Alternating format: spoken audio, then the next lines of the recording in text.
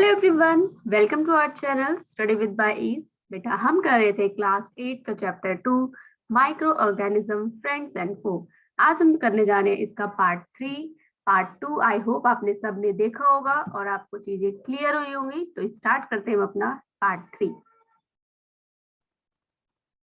बेटा टॉपिक है हमारा वैक्सीन। वैक्सीन में हम पढ़ते हैं इसमें व्हेन अ डिजीज, स्टार्ट करते हैं, when a disease carrying microbes enter our body, the body produce antibodies to fight the invader। मतलब जब भी कोई डिजीज माइक्रोब्स होते हैं अगर हमारी बॉडी में एंटर करते हैं तो हमारी बॉडी के अंदर एक एबिलिटी होती है कि वो उनसे फाइट कर सके। तो तब बॉडी क्या करती है, अपनी एक आर्मी प्रोड्यूस करती है। उस आर्मी का नाम है बेटा एंटीबॉडीज। क्लियर है? The body also remember how to fight the microbes if it enter again. अगर एक बार किसी माइक्रोब ने हमारी बॉडी के अंदर एंटर किया और हमारी बॉडी को डैमेज करना शुरू किया तो एंटीबॉडी प्रोड्यूस हो जाएगी। ठीक है, एंटीबॉडी क्या करेगी, उस डिजीज को, उस माइक्रोब को किल करना शुरू कर देगी। फिर एंटीबॉडी उस चीज को पहचान जाएगी कि अगर इस टाइप का माइक्रोब्स या वायरस या बैक्टीरिया कुछ भी बॉडी के अंदर आता है तो मुझे इसको किल करना है। क्लियर है? तो वही लाइन लिखी है कि बॉडी को रिमेम्बर हो जाता है कि उस माइक्रोब से हमें फाइट कैसे करनी है अगर फ्यूचर में वो कभी भी बॉडी के अंदर एंटर करता है तो। क्लियर?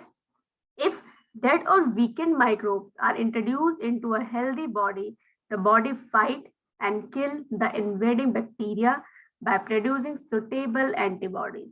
अगर हमारी बॉडी में डेड या वीकेंड, कमजोर सा वायरस या माइक्रोब्स में सब कुछ आता है, ठीक है, उसको अगर हम इंट्रोड्यूस कर दें एक हेल्दी पर्सन की बॉडी में तो हमारी बॉडी उससे फाइट करना शुरू कर देगी, उस बैक्टीरिया को मारना शुरू कर देगी। एक सुटेबल एंटीबॉडीज हमारी बॉडी में प्रोड्यूस हो जाएंगी क्योंकि बॉडी को पता है कि उसे किसको किल करना है।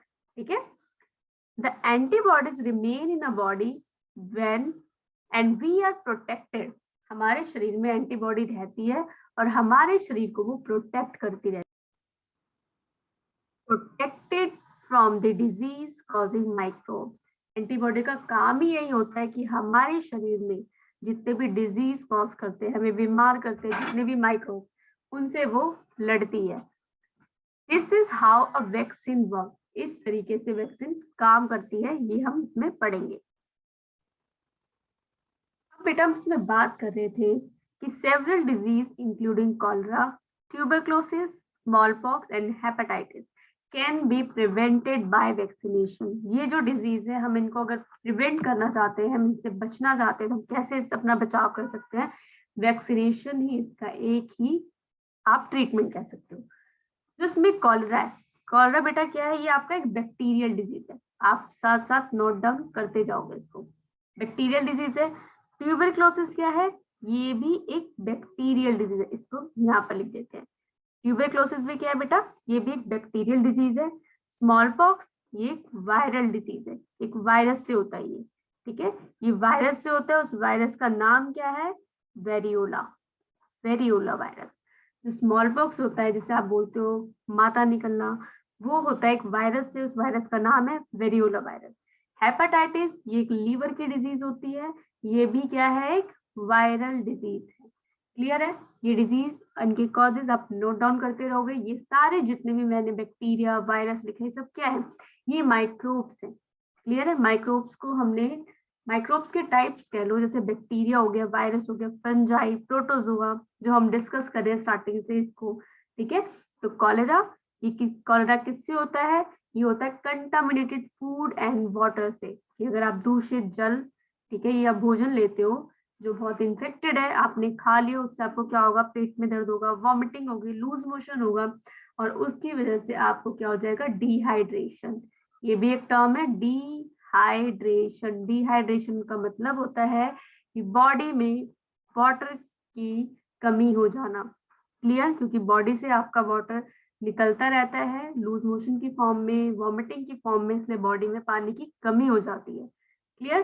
ट्यूबरक्लोसिस में क्या होता है, जिसे हम बोलते हैं, इसमें बहुत ज्यादा हमें कफ होता है, जिसकी वजह से हमारे लंग्स इन्फेक्ट होते हैं, बैक्टीरिया सीधा लंग्स पे इफेक्ट करता है। स्मॉल पॉक्स का मैंने बता दिया, ये एक वायरल डिजीज है, उस वायरस का नाम है वेरियोला। एंड हेपेटाइटिस, ये वायरस की वजह से होता है। क्लियर? हेपेटाइटिस में लीवर इन्फेक्ट होता है। हेपेटाइटिस 3 टाइप के होते हैं, hepatitis A, hepatitis B, hepatitis C. Clear है? नेक्स्ट हम देखते हैं, ये चीज अगर आपको क्लियर हुई है, नेक्स्ट हम आते हैं, Edward Jenner discovered the vaccine for the smallpox. ये पहले साइंटिस्ट थे जिन्होंने डिस्कवरी की थी वैक्सीन की, और कौन सी वैक्सीन की थी? Small pox. क्लियर है? स्मॉल पॉक्स के बारे में फिर से रिवाइज करते हैं, ये वायरल डिजीज है और वेरियोला वायरस की वजह से ये हमें होता है। तो वायरल डिजीज है तो ये क्या होगा? फैलता भी है, ये एक पर्सन से दूसरे पर्सन में भी ये फैलता है। क्लियर है? तो हमने यहाँ पे कुछ डिजीज के बारे में बात की। नेक्स्ट हम देखते हैं अपना टॉपिक। अब आ गया यहाँ पे बेटा, in your childhood you must have been given injections to prevent yourself against several disease. जब आप बचपन में, हमें क्या होता है, बहुत सारे इंजेक्शन लगते हैं। क्लियर है? तो बचपन में इंजेक्शन क्या होते हैं? वो सारी हमें वैक्सीन लगती है। वो वैक्सीन बहुत टाइप्स की होती है, बहुत सारे डिजीज के लिए होती है। तो बचपन में सबसे फेमस तो तुमने सुनी होगी पोलियो ड्रॉप। पोलियो ड्रॉप सबने सुनी होगी, 5 साल तक सबने पोलियो की ड्रॉप ली होगी। क्लियर है? पोलियो भी एक वायरस की वजह से होता है। तो पोलियो की ड्रॉप लेना 5 साल तक बच्चों के लिए बहुत ज्यादा इंपॉर्टेंट होता है। Clear? Can you prepare a list of this disease? तो आप एक काम करेंगे, आप अपने घर में अपनी मम्मा से या पापा से पूछेंगे कि आपको बचपन में कौन कौन सी वैक्सीन लगी हुई है, तो उसकी एक लिस्ट बनाएंगे और आप कमेंट बॉक्स में मुझे जरूर बताएंगे। You may have take up from your parents. आप अपना सारा डेटा अपने पेरेंट्स से ले सकते हैं, वही आपको बता सकते हैं कि आपको बचपन में कौन कौन सी वैक्सीन लगी हुई है। ये काम आप सब जरूर करेंगे। क्लियर बेटा? नेक्स्ट हम आते हैं, it is essential to protect all children against this disease. Necessary vaccine are available in the nearby hospitals. You might have seen the advertisement on TV, newspaper regarding protection of children against the polio under the Pulse Polio program.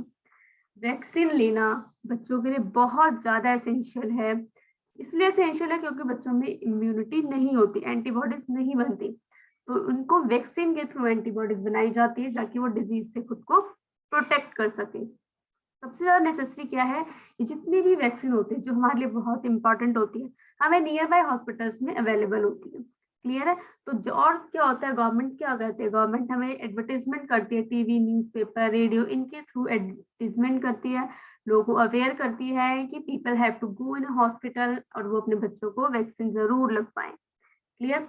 अब जैसे कि मैंने आपको polio के बारे में बताया था, पोलियो का इंडिया में एक टाइम पे ऐसी सिचुएशन थी कि पोलियो बहुत ज्यादा फैल गया था, तो उस टाइम पे पल्स पोलियो प्रोग्राम चलाया गया था, लोगों को अवेयर कराया गया था तो पोलियो की ड्रॉप लेने के लिए। Clear? A worldwide campaign against smallpox have finally led to the eradication from the most part of the world. एक वर्ल्ड वाइड प्रोग्राम चलाया गया था, कैंपेन चलाया गया था स्मॉल पॉक्स के लिए, क्योंकि बहुत बड़ी डिजीज हो गई थी पूरी कंट्री में, तो इसको पूरे वर्ल्ड में आप कह दो कि फैला दिया गया था कि इस कैंपेन को, कि लोग अवेयर हो जाएं कि हमें पोलियो को खत्म ही करना है, सॉरी स्मॉल पॉक्स को हमें पूरे वर्ल्ड से खत्म करना है, हटा देना है। These days, vaccines are made on a large scale from microorganisms to protect humans and other animals from several diseases. अब क्या किया जाता है? वैक्सीन को बनाया जाता है बहुत ही लार्ज स्केल पे। वी नो हमारे पास बहुत ज्यादा पॉपुलेशन है, पूरे वर्ल्ड की बहुत पॉपुलेशन है, तो आप स्मॉल लेवल पे काम नहीं कर सकते, then you have to use a very large scale. Okay, तो हमें माइक्रो ऑर्गेनिज्म का यूज किया, उससे हमने वैक्सीन बनाई और ह्यूमन के प्रोटेक्शन के लिए, ताकि ह्यूमन हो गए, अदर एनिमल्स हो गए, अब प्लांट्स भी कह सकते हो, सबके प्रोटेक्शन के लिए हमने क्या किया, माइक्रो ऑर्गेनिज्म का यूज करके वैक्सीन बनाई। नेक्स्ट है बेटा इंक्रीजिंग सॉइल फर्टिलिटी। अगर मुझे सॉइल की फर्टिलिटी को इंक्रीज करना है तो उसके लिए भी माइक्रो ऑर्गेनिज्म बहुत ही इंपॉर्टेंट रोल प्ले करते हैं। देखते हैं, some bacteria are able to fix nitrogen from the atmosphere to enrich the soil with nitrogen and increase its fertility. कुछ बैक्टीरिया होते हैं बेटा, उनके अंदर एक कैपेबिलिटी कह लो, वो क्या होती है कि वो एटमॉस्फेयर से नाइट्रोजन को फिक्स करते हैं। क्लियर है? और फिक्स करने के बाद नाइट्रोजन को अगर फिक्स कर दें तो नाइट्रोजन क्या हेल्प करेगा, वो सॉइल की फर्टिलिटी को इंक्रीज कर देगा, प्लांट्स की डेवलपमेंट ग्रोथ में हेल्प करेगा। These microbes are commonly called the biological nitrogen fixer. ऐसे माइक्रोब्स जो एटमॉस्फेयर से नाइट्रोजन को फिक्स करते हैं और प्लांट को देते हैं कि प्लांट उस नाइट्रोजन को यूज कर सके, उन बैक्टीरिया को या उन माइक्रोब्स को बोला जाता है बायोलॉजिकल नाइट्रोजन फिक्सर। इसके बारे में डिटेल में हम इस चैप्टर में पढ़ेंगे। ये जो बेटा आपके सामने डायग्राम दिया हुआ है, डायग्राम, ये नाइट्रोजन फिक्सिंग साइनोबैक्टीरिया। ये बैक्टीरिया है जो क्या करता है, नाइट्रोजन को फिक्स करता है और ग्रोथ में हेल्प करता है। उस बैक्टीरिया का नाम है साइनोबैक्टीरिया, जिसको आप ब्लू ग्रीन एल्गी भी बोलते हो।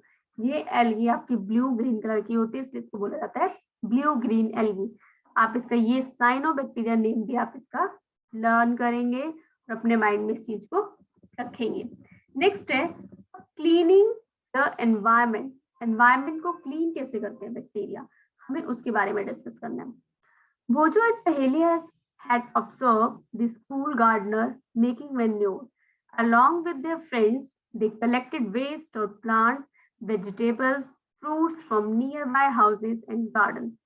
ठीक है, दो बच्चे हैं भोजू एंड पहेली। उन्होंने क्या देखा, उनका जो स्कूल गार्डनर था, स्कूल का जो माली था, वो मैन्योर बना रहा था, खाद बना रहा था। तो उन्होंने क्या किया, अपने फ्रेंड्स के साथ सब जगह से वेस्ट इकट्ठा किया। वेस्ट में क्या क्या लिया, प्लांट्स वेस्ट हो गया, ड्राई लीव्स हो गई, स्टेम्स हो गई, वेजिटेबल्स पील हो गई, सब्जियों के छिलके, फ्रूट्स के छिलके, अपने आसपास के घरों से, गार्डन से इकट्ठे किए। They put them in a pit mean for waste disposal. वो उसको एक गड्ढे में डालते रहे जहाँ पे वेस्ट डिस्पोजल का काम हो रहा था। After some time it decompose and got converted into manure. जब डालते रहे कुछ टाइम बाद वो जो वेस्ट था वो मैन्योर में कन्वर्ट हो गया, डिकम्पोज हो गया। क्लियर। भोजन पहले wanted to know how this and had happened. वो बहुत कंफ्यूज थे, भाई ये कैसे हो गया, हमने इकट्ठा किया, कुछ दिन बाद एक मैन्योर में कन्वर्ट हो गए, how can it is possible. तो उस चीज को इसमें हम डिस्कस करते हैं, पॉसिबल कैसे हुआ।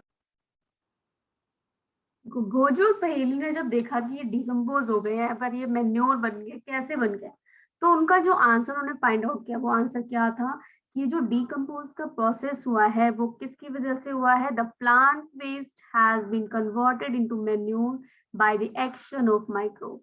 क्योंकि माइक्रोब्स ग्रो हो गए उसमें और माइक्रोब्स ने डिकम्पोज का प्रोसेस स्टार्ट किया और उनको कन्वर्ट कर दिया मैन्योर में। क्लियर है ये। तो माइक्रोब्स इंपॉर्टेंट रोल प्ले करते हैं किसमें, डिकम्पोजिशन प्रोसेस।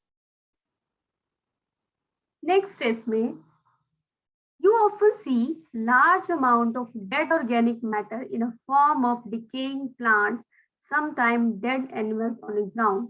आप देखते हो बहुत सारे डेड ऑर्गेनिक मैटर। ठीक है, डेड ऑर्गेनिक मैटर कौन से हुए, जैसे कि आपके प्लांट्स हो गए जो डेड हो गए, उनकी लीव्स, ड्राई लीव्स हो गई, कुछ एनिमल्स हो गए, अपने ग्राउंड पे देखते हो। क्लियर है।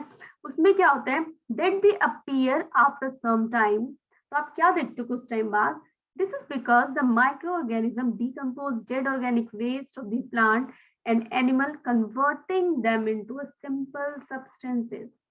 जो एनिमल्स या प्लांट्स मर जाते हैं वो ग्राउंड में पड़े रहते हैं, कुछ टाइम बाद वो डीकम्पोज होना शुरू होते हैं। आप देखते हो उसमें कुछ माइक्रोब्स ग्रो हो जाते हैं जो उनको क्या करते हैं, खाना शुरू कर देते हैं और वो डीकम्पोज होते होते वो क्या कन्वर्ट हो जाते हैं, सिंपल सब्सटेंस में कन्वर्ट हो जाते हैं, जिसे हम मैन्योर भी कहते हैं। These substances are again used by other plants and animals.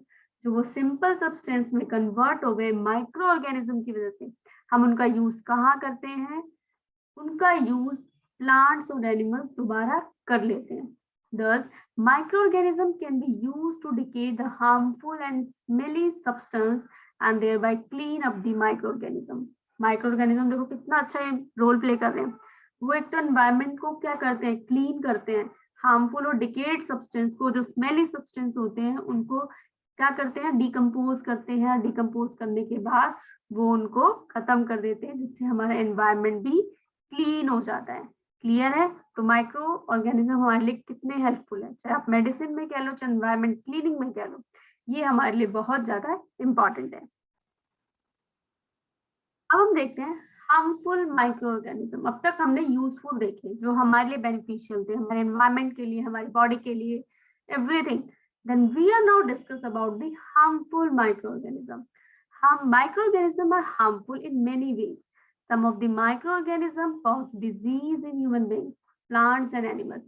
देखो माइक्रो ऑर्गेनिज्म हमारे लिए हार्मफुल है, उसमें से बहुत सारे माइक्रो ऑर्गेनिज्म हैं जो क्या है, डिजीज कॉज करते हैं ह्यूमन बींग्स में, प्लांट्स में, एनिमल्स में। अब उन्हीं माइक्रो ऑर्गेनिज्म के बारे में हमें यहाँ पर such a disease causing microorganism are called pathogen. ऐसे माइक्रो ऑर्गेनिज्म जो डिजीज कॉज करते हैं उनको बोलते हैं पैथोजन। पैथोजन में क्या क्या आते हैं इसके बारे में देख ली, क्या इफेक्ट करते हैं हमारी बॉडी पे। Some microorganism spoil food, clothing and leather. जो पैथोजन होते हैं वो हमारे फूड को खराब कर देते हैं, हमारे कपड़ों को खराब कर देते हैं, जैसे कि लेदर हो गया, ठीक है, इनको ये सब क्या करते हैं, हार्म कर देते हैं, और जो हमारे लिए हार्मफुल भी होता है। नेक्स्ट हम इसमें पढ़ने जा रहे हैं अब बेटा इसमें disease causing micro organism and human. अब ऐसे माइक्रो ऑर्गेनिज्म जो डिजीज को कॉज करते हैं और ह्यूमन बींग्स में कॉज करते हैं। हमने पैथोजन पढ़ा। Pathogen enter our body through the air we breathe, the water we drink और द फूड वी ईट। देखो ये सारे सोर्सेज हैं जिसके थ्रू पैथोजन हमारी बॉडी में या एनिमल्स की बॉडी में एंटर करते हैं। एयर हो गया, water and food, these are three sources, we can say that. They can also get transmitted by the direct contact with an infected person or carried out by the animals. देखो ये तो method है, इनके sources है, और एक direct contact भी है। अगर एक इन्फेक्टेड पर्सन या एनिमल के कांटेक्ट में एक नॉन इन्फेक्टेड पर्सन आता है, हेल्दी पर्सन आता है, तो वो भी इन्फेक्ट हो सकता है। Clear? Microbial disease that can spread from an infected person to a healthy person through air, water, food or physical contact are called communicable disease. अगर कोई healthy person एक infected person के contact में आता है किसी भी सेंस में, चाहे वो एयर, वाटर, फूड या फिजिकल कांटेक्ट में आ रहा है और उसके थ्रू उसको इन्फेक्शन हो रहा है, तो ऐसी डिजीज को हम बोलते हैं कम्युनिकेबल डिजीज। अभी कम्युनिकेबल डिजीज कौन सी होती है, जो एक पर्सन से दूसरे पर्सन में फैलती है। कौन कौन सी हो गई, जैसे कि cholera, common cold, chickenpox and tuberculosis. These disease are called communicable disease. Important है, ये चीजें आपको याद होनी चाहिए। अब इसमें when a person suffering from common cold sneeze, fine droplets of moisture carrying thousands of virus are spread in the air. अब एक पर्सन है, वो कॉमन कोल्ड से सफर, क्लियर, वो छींकता है तो उसके छोटे छोटे वाटर के ड्रॉपलेट्स होते हैं जो इन्फेक्टेड होते हैं, उसमें बहुत सारे थाउजेंड्स ऑफ वायरस होते हैं जो हवा में फैल जाते हैं, स्प्रेड हो जाते हैं। क्लियर है? द वायरस में enter the body of a healthy person while breathing and cause infection. और उसी टाइम पे या कुछ टाइम बाद कोई हेल्दी पर्सन उसके सामने आता है या वो उस जगह से जाता है, तो जब वो इनहेल करता है, ब्रीदिंग करता है, तो वो वायरस इन्फेक्टेड जो ड्रॉपलेट्स होते हैं, ठीक है, जो वायरस होते हैं जो स्प्रेड हो चुके हैं एयर में, वो ब्रीदिंग के प्रोसेस के थ्रू उसकी बॉडी में आ जाते हैं और कुछ टाइम बाद वो भी क्या हो जाता है, बीमार हो जाता है। यही चीज सेम चीज होती है बेटा कोरोना वायरस के बारे में। क्लियर है? तभी आपको बोला जाता है प्रॉपर मास्क पहनो, सैनिटाइज करो चीजों को, ये बहुत ज्यादा इंपॉर्टेंट है। मास्क जरूर पहन के जाओ क्योंकि हमें नहीं पता कौन इन्फेक्टेड है इस डिजीज से।